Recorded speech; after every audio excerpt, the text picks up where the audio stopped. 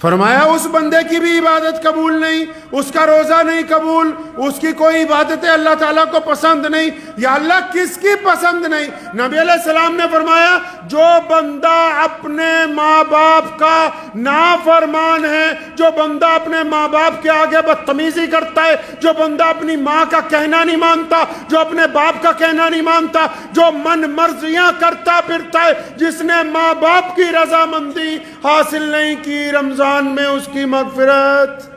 نہیں ہو سکتی ہے۔ پھنس گئے بہت سارے لوگ،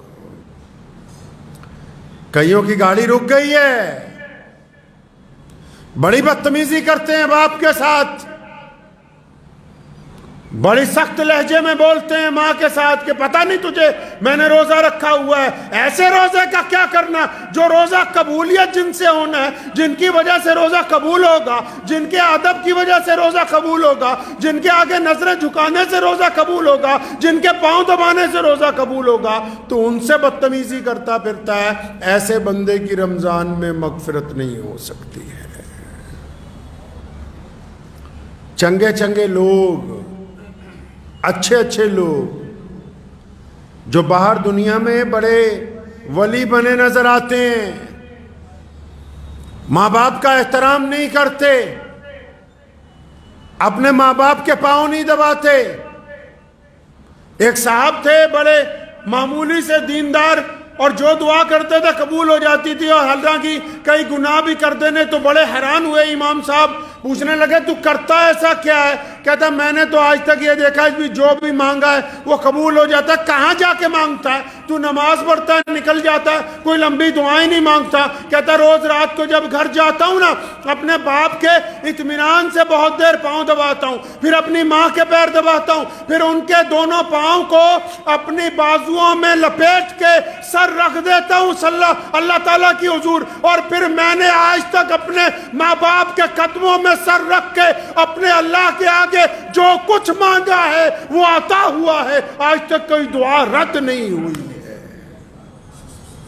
خود پیارے پیغمبر کہیے صلی اللہ علیہ وسلم نے فرمایا کہ اگر میری امی زندہ ہوتی اور بلال تکبیر کہتے میں نماز کے لیے چلا جاتا، مصلی پہ کھڑا ہو جاتا، اور فرمایا میری والدہ آواز مارتی محمد، تو فرمایا میں نماز چھوڑ کے اپنی ماں کے پاس جاتا۔ اب جو لوگ اس گناہ میں ملوث ہیں، رمضان میں بھی کتنا خوبصورت موقع ہے، کتنے پیارے دن ہیں، کتنی پیاری راتیں، کتنا پیارا ساتھ ہے، اور اب تو اللہ تعالیٰ نے کتنی آسانی کروا دی کہ یہی جو واٹس ایپ ہے، یہی جو آپ کے ہاتھ میں موبائل پکڑا ہوا ہے، اگر ماں باپ دور بھی ہیں تو معافی کے چند جملے ندامت کے آنسوؤں کے ساتھ واٹس ایپ پہ ریکارڈ کر کے بھیجنے ہیں، چند باتیں فون پہ اپنی ماں سے کرنی ہے، اپنے باپ سے کرنی ہے، اور ماں باپ میں اللہ نے مادہ رکھا ہے معاف کرنے کا۔ اگر روزے دار اپنے والدین کو راضی کر لے گا تو پھر اللہ تبارک و تعالیٰ اس کا روزہ قبول کر لیں گے انشاءاللہ۔ اور جنہوں نے ماں باپ کو ستایا بہت ہے نا،